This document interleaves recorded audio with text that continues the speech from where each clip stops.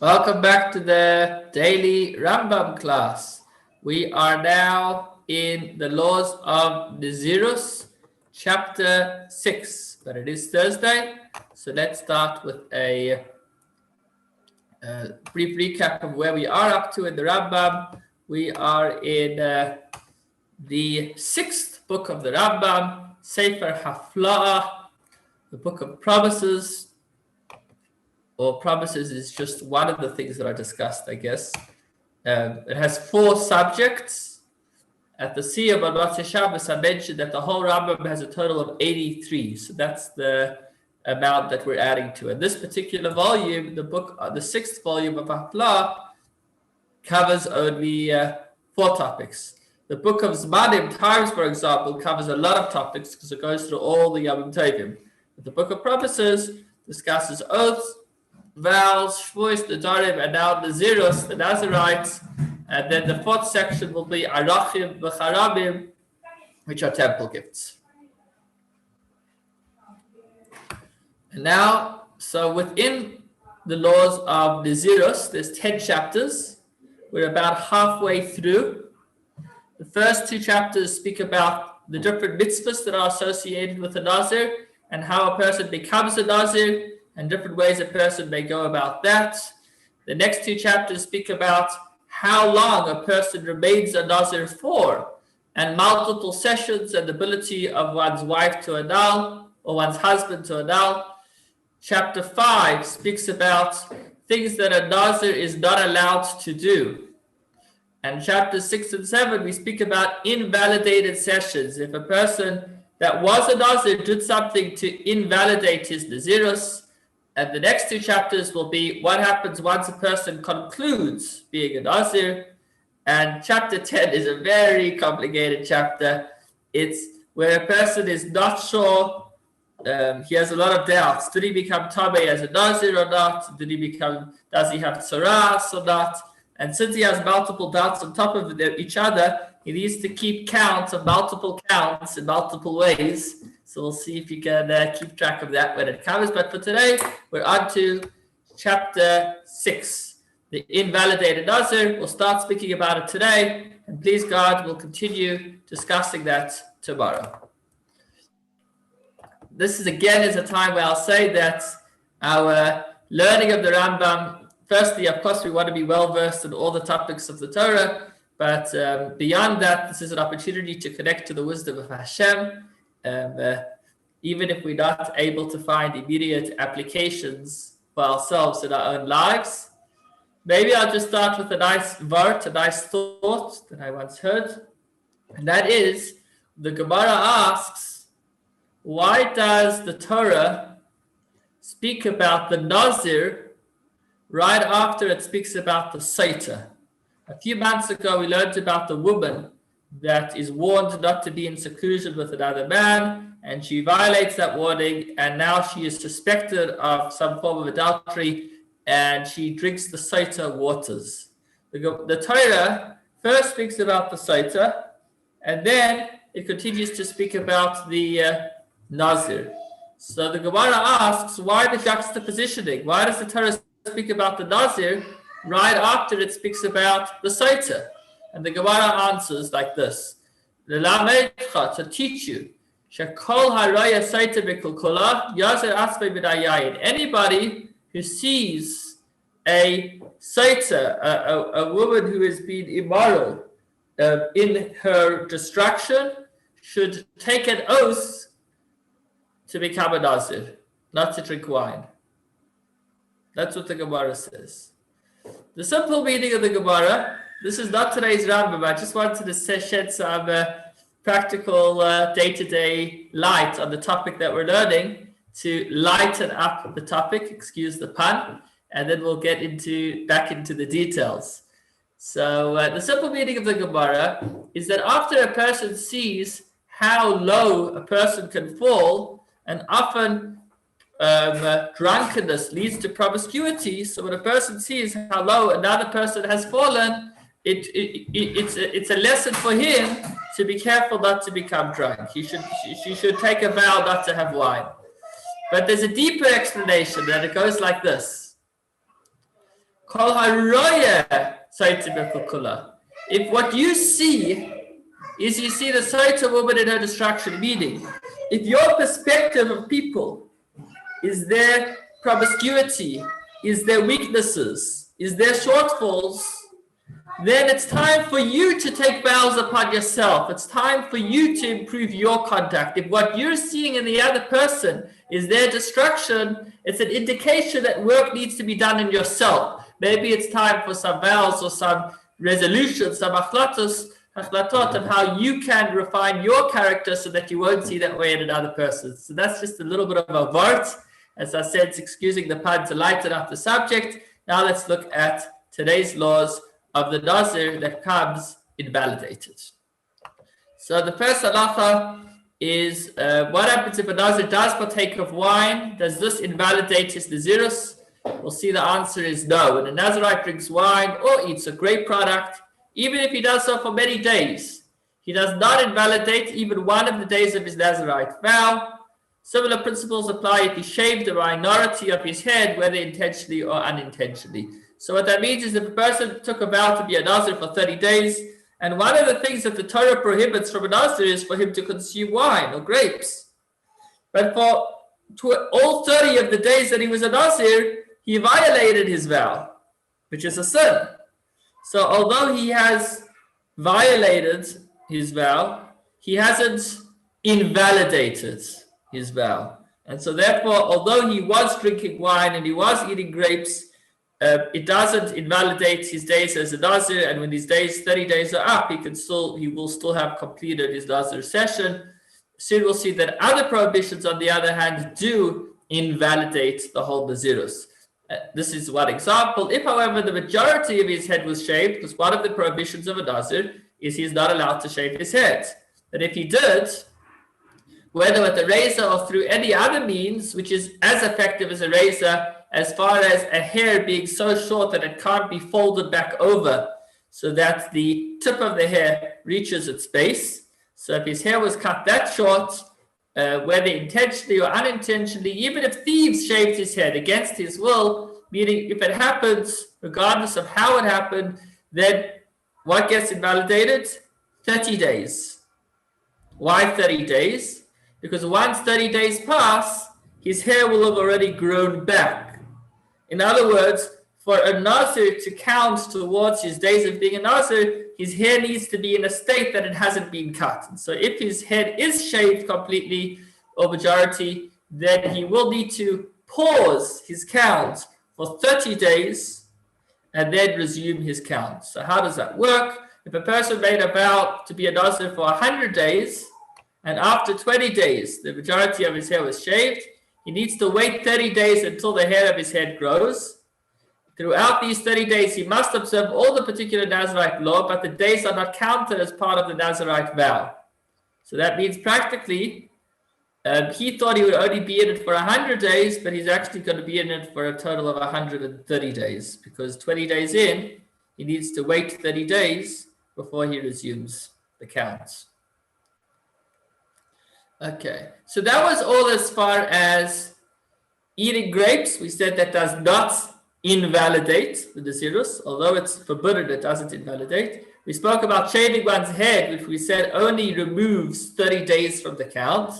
But level 3, if he actually becomes Tameh, if he becomes in contact with a dead person, then that actually completely cuts his Nezirus and he'll need to start all over again. So those are the 3 levels. Grapes does nothing other than him breaking the law, of course, but it doesn't affect his session.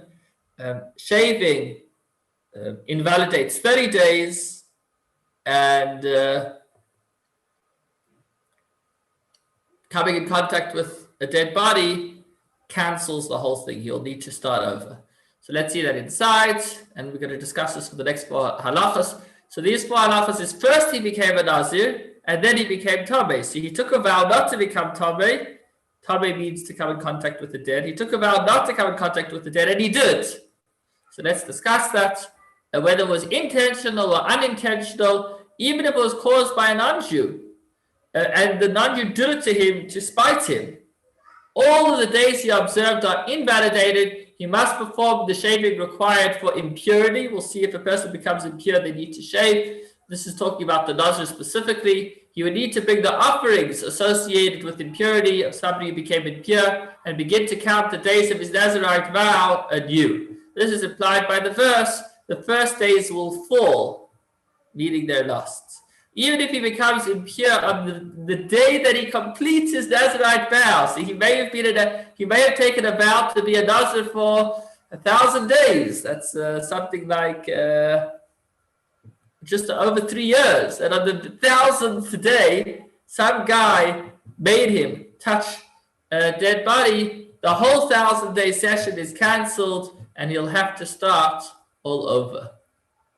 If he contracted impurity on the day after he completed his Nazirite vow, so he said he's going to be a Nazir for 100 days, on day 101, he becomes impure, meaning the day he would have brought the offerings associated with completion. Had he not become impure, he validates only 30 days.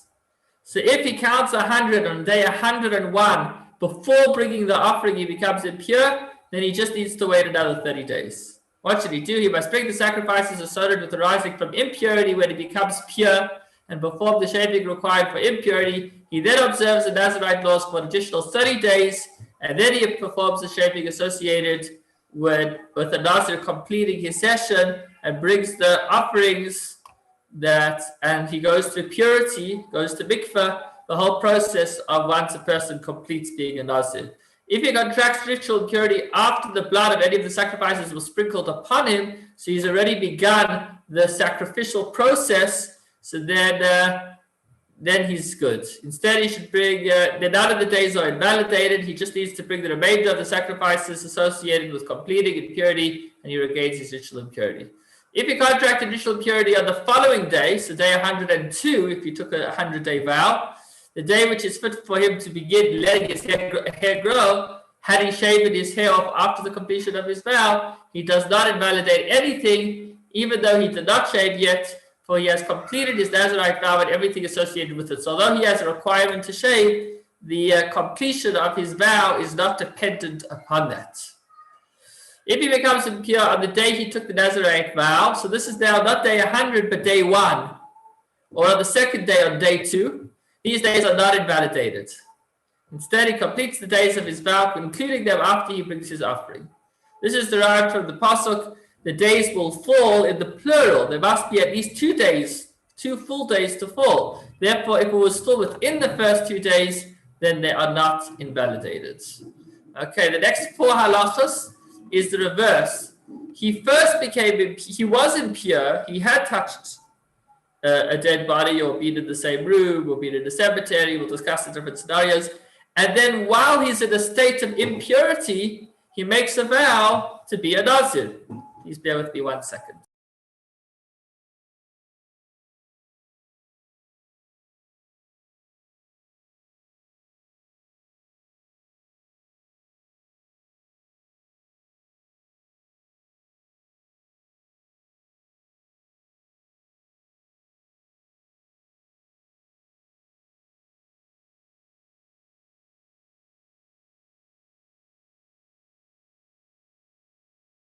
And I am back. So again, we're talking about a scenario where first he became impure, and then he said he'll become a Nazir. So the vow takes effect. Even though it's like he's making a vow not to be impure, and he already is impure, the vow still takes effect. If he becomes impure again, drinks wine, or shaves his head, he is liable for lashes. If he remains impure for several days, they are not counted for him until he has the ashes of the red heifer sprinkled upon him on the 3rd and 7th day after he contracted impurity, and he immerses himself in a mikveh on the 7th day. When a person takes the Nazirite vow while he is ritually impure, the 7th day is counted. When, by contrast, the Nazirite who was ritually pure became impure, then the 7th day is not counted. So he's just taken a vow to be a Nazir for 100 days. While he does that, while he makes the vow while he's impure. So first he'll need to wait 7 days, although he's already a Nazir now, he'll only be able to start counting from 7 days' time after he becomes pure from coming in touch with a dead body. When a person takes a Nazarite vow in a cemetery, so here it's a different form of impurity, not impurity for touching a dead body, but rather for just being in the cemetery. So again, it takes effect. Even if he stays there for several days, they are not counted for him. Again, he'll have to wait in the count, and he's liable for lashes for remaining there. If he was warned not to take a vow while there, he should not shave his hair when he leaves. If while in the cemetery he contracted impurity in one of the ways which would require a Nazarite to shave, then he should neither shave nor bring a sacrifice, because he was already impure before he became a Nazarite. Number 9, if a Nazarite entered a cemetery in a closed container chest or closet, so he was in his own space, and then made a vow, and then somebody came and put a rooftop over him, so now that caused the impurity to extend to him. So he's not liable for lashes even though he remains there. He does, however, receive stripes for rebellious conduct if he stays there. Halacha number 10, when the Nazir left the cemetery, he remained several days outside and then returned, obviously, although he wasn't allowed to. The days he remained outside are not counted as part of the Nazarite vow. If he departed, had the ashes of the red heifer sprinkled upon him, immersed himself in the mikveh, counted several days of his Nazarite vow, and then returned to the cemetery, so the days that he counts are significant for him, although as if it's just entering the cemetery. Even if he enters the cemetery on the 8th day after becoming impure, the 7th day is counted for him. If while there he contracted one of the types of impurity for which a Nazarite is required to shave, then he'd have to bring the offering for impurity, and everything would be invalidated, and he would have to do a shaving of impurity. Okay, the next 5-6 halachas discuss when a Nazir does become Tameh, what's the process? So a Nazir came in contact with the dead. He's now not only a Nazir, he's impure. First, he needs to regain impurity, and then he could restart his count. So what's the process? So when a Nazir becomes impure, one of the ways which require him to shave because of it, he must have the ashes of the red heifer sprinkled upon him on day 3 and day 7, which is the general process of purification from getting in contact with the dead. It's actually discussed in the beginning of this week's Torah portion, but it's another whole discussion. The red heifer, fascinating subject, but we'll leave that for now. He then has his hair shaved on the 7th day, and after having, so he needs to have a shaving for coming in contact with impurity. And after having the ashes sprinkled on him on the 7th day, he goes to mikveh, as is required of all those who become impure due to contact with the dead body. And then we'll need to wait until sunset, bring an offering on the 8th day. What are the offerings that are brought for impurity? 2 turtle doves, 2 young doves, 1 is a burnt offering, and 1 is a sin offering, and a year-old lamb as a guilt offering. All of the preceding days are invalidated, and he begins counting his Nazarite vow anew. If he shaves on the 8th day, he may bring a sacrifice on that same day, because as we said, the shaving isn't what makes it conclude. It's something that just needs to be done once the period is over. When does he begin counting the days of his Nazarite vow? When he brings his sin offering, even if he hasn't yet brought his burnt or guilt offerings. They don't hold him back. Number 13. If he had the ashes of the red heifer sprinkled upon him on the 3rd day and the 7th day, but did not go to mikveh. Instead, he delayed his immersion. When he immerses, he should wait until sunset, bring his sacrifices on the following day. If he immersed himself and waited until after sunset, but delayed bringing his offerings, he cannot begin counting the days of his vow until he brings the sin offering. So although we said that he could restart the count of the other 2 offerings, the sin offering does hold him back. His burnt offering and guilt offering do not hold him back, as we said. Halacha 14. When an Nazirite performs the shaving required after ritual impurity, he does not have to shave at the entrance to the temple. So we're going to learn soon that when a person concludes being a Nazir, he would need to shave at the entrance to the temple, obviously in a private space, and then he would cast his hair on a special fire there. If, however, he's shaving not because he completed being a Nazir, but rather because of impurity, then he does not need to shave in such a way. Whether he shaves outside the temple or inside, the hair still remains forbidden. It must be buried. If it's burnt, the ashes are forbidden and need to be buried. When one shaves in the temple, if he does put his hair in the place that hair would be put had he completed his session, then that also works. Halacha number 15. When a Nazir became impure through contact with the dead body on several occasions, whether he was warned about each individual time or not, he brings only one set of offerings for all the times he became impure. So I think we said there's 3 different offerings he needs to bring. Not sure I think it was 3, 2 or 3, 3 I think. He doesn't need to bring a new set for each time he became impure. As long as he hasn't yet brought the offering, the one set will cover all the acts of impurity. When does the Vav apply? When he becomes impure a second time before he brings the offering, associated with emerging from impurity the first time. But he was delayed for several days after he regained ritual purity from bringing his sin offering and contracted impurity in his days. This is if he became pure, but he didn't bring an offering yet, and then he became impure again. So then he doesn't need to bring an extra set. When he brings his offerings, they'll cover him for everything. In such a situation, he only brings one sacrifice. When, however, he contracted impurity, became pure again, brought the sin offering, and then became impure, although he hasn't yet brought the other offerings, he will need to bring another set. Once he brings a sin offering, then that session is kind of signed off, and if he becomes impure again, then a new offering will be required. Finally, the last 5 halachas discuss if he thought he was done, and then he discovers that he had actually become impure. So before we go through the final 5 halachas, let's make this current for a moment. We're unfortunately suffering at the moment from a 3rd wave of the COVID pandemic, and you have somewhat similar scenarios because if a person comes in contact with another person, then they may cause the second person to receive the virus. Although you don't see anything, it doesn't mean that it didn't happen. And the same goes for spiritual impurity.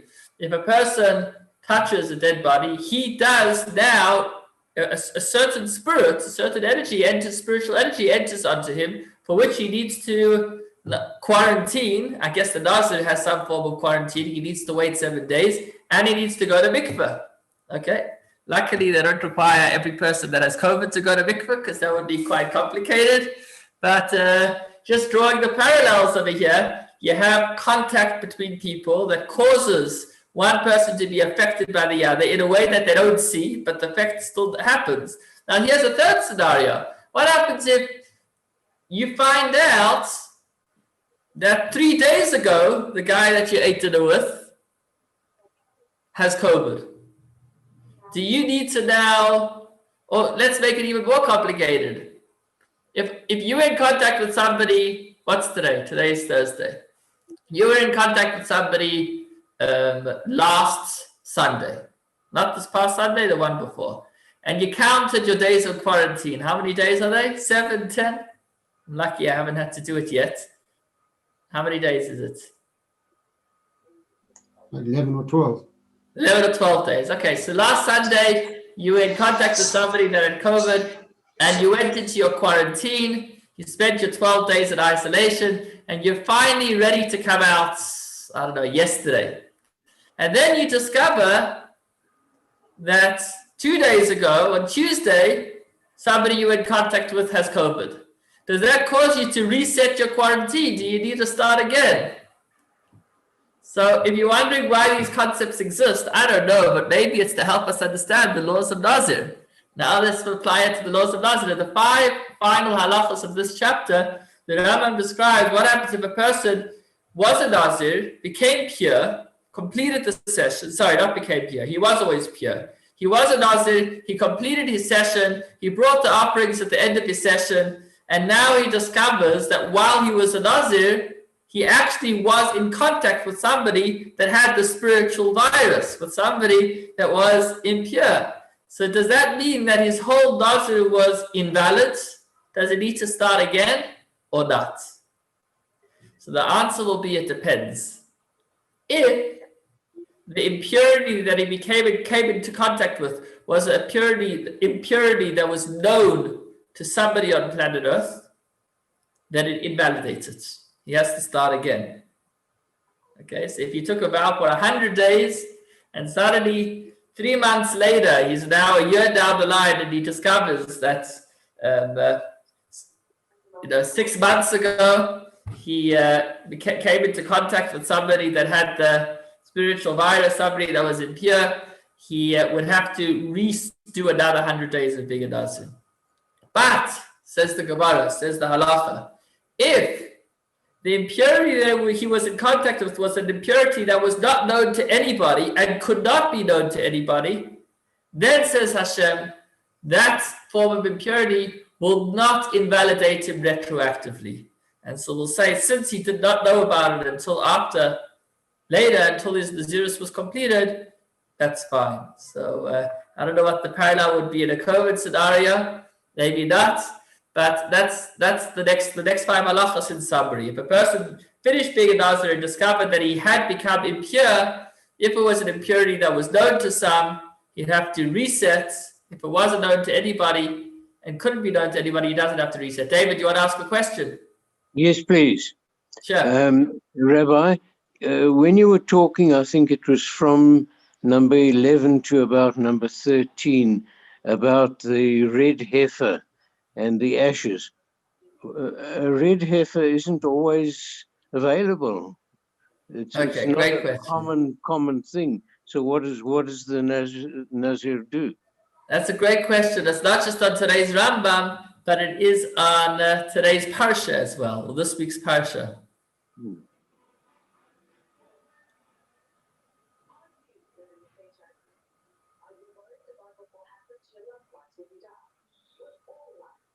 Look, we are talking about ancient times. No, but the laws of a Nazir apply nowadays as well. So it's a practical question. If a person today said that they would become a Nazir, and then they contracted impurity, so he said they need to wait till they have the ashes sprinkled upon them before they restart the count. But that's not so common. The red heifer is not. It's not just not common; it's not available. Yeah. Because it's not just, you can't just find your local cow and decide to, shecht him and burn him. It doesn't work that way. It was a very intricate process. If you look into if you look into this week's Torah Parsha and you do some studies on the first section of the Parsha, it's a very, very, we'll learn about it in Rambam when we come to the laws of purity. It's a very sophisticated process and it doesn't exist today. So I don't know the answer to that. Maybe it will come up in the subsequent chapters. But I think that maybe when Mashiach comes, he'll have to do his vow then. Because I think until Mashiach comes, we don't have the ashes. And so he won't actually be able to fulfill his vow until then, because a Nazir needs to be done in purity. I'm not sure, because there have been, since the destruction of the temple and the loss of the ashes, there have been people that have taken upon themselves to be a Nazir. So that would be like what we discussed earlier, a person who took upon themselves to be a Nazir while in a state of impurity. Right now, we're all in a state of impurity. At this point, anybody that at any point was in the same space as a dead person, which is, if a person goes to a hospital and there's a morgue in the basement or somebody just died. So all of us right now need the ashes to be sprinkled upon us. And that's going to be one of the things that will happen when Mashiach comes. So that means if someone today takes a vow to be a Nazir, then it means they're taking a vow in a state of impurity. And we said they need to wait till they're pure before the vow takes effect. So it seems like it's actually not possible to, it actually gets more complicated than that. I stand to be corrected. This is my, what I'm inferring from what I've looked at recently. If a person took a vow... Rabbi, there's no Beit HaMikdash today, so you can't bring offerings for penalties. What happens today if you... Correct. So I didn't realize you could become a Nazirite today. So that's what's interesting. When a person sins in general today, they need to do teshuvah. As far as bringing a korban, they need to wait till the Mashiach comes. But if a person says they'll be a Nazir, even if they say they'll be a Nazir for 30 days, seemingly they instantly become an Nazir for their whole life, unless they get an adult. Because they can't start the 30-day count until they become pure, which they'll only be able to do when Mashiach comes. And we said until then, they still need to keep all the laws. So seemingly, a person actually can never complete they could start it, but they can't finish it. And they can't even start the count. Fascinating discussion. These still, I'm sure, can have added light shed on it. You can ask the rabbis maybe tomorrow or the following days if they'll have some added insight. It's now 1:30, so I'm going to quickly read through what I've already discussed outside, and that's the last 5 halachos of retroactively discovering that you became impure. So if a Nazarite performed the shaving required when completing his vow, impurity, and afterwards discovered that he had contracted the ritual impurity, stemming from contact with the dead body, in the midst of the days of his vow. So if he became impure due to the source for impurity that was known by others, then all the days of his vow are invalidated. He must bring the sacrifices required when emerging from impurity, perform the shaving of impurity, count the days of another Nazarite vow, and then bring the offerings of purity, of a Nazarene purity. If he became impure due to a source of impurity likened to the depths, which we'll see is an unknown to the whole world source of impurity, he does not invalidate the days he observed. This is a law communicated by the oral tradition. So we're going to spell it out. So if he discovered that he was impure, whether from a known source of impurity or from the depths, however, before the blood of the sacrifices was sprinkled on him, then everything is invalidated. This whole process of it being an unknown source not invalidating him is only if it's after he already was done. He'd already had the offering sprinkled upon him. If he discovers this after the blood from one of his sacrifices was sprinkled upon him, should this be an unknown source of impurity, it does not invalidate him, even though he hasn't yet done the shaving, because as we said, the shaving isn't what makes it concluded. Isn't what concludes it. So what do we mean by an impurity likened to the depths? So this would be a human corpse which no one, not even one at the end of the world, knows about. The concept of impurity likened to the depths applies only with regards to a person who died naturally, but not to a person who was killed. Because if he was killed, then the killer knows about him, and then it wouldn't apply. So how would it? Furthermore, if it's found in an open view, it's not considered an impurity not known to the world. If a corpse is found sunk in the earth in a cave while covered with water, this is impurity likened to the depths which is not known. If it is discovered buried in straw or in pebbles, it is impurity likened to the stripped depths, again unknown. If it is discovered in water in the dark or clefts of the rock, it is not impurity of the depths, because although the water is a bit murky, it still can somewhat be seen from the outside. It's not actually in a cave underwater. The following rules apply when Nazarite who became impure through contact with the corpse. So here's an interesting halacha. Whatever we describe, that if it was an impurity not known to anybody, it doesn't make him impure. That's if we know he was pure. But if he actually was impure and he went to mikveh there, and then he thought he became pure, so then it doesn't work. Because only once he has the status of purity, then we say an impurity unknown to anybody won't make him impure. But if he was impure and he was looking to achieve purity, so then he needs to have a definite form of purity. And since this wasn't definite, he never became pure in the first place, and so he would have to recount. Thank you so much for joining for this more complex halachas. So, but we've connected with Hashem, we've connected with thousands of Jews around the world, and we've connected with the Rambam, and I congratulate you for that, and wishing you much success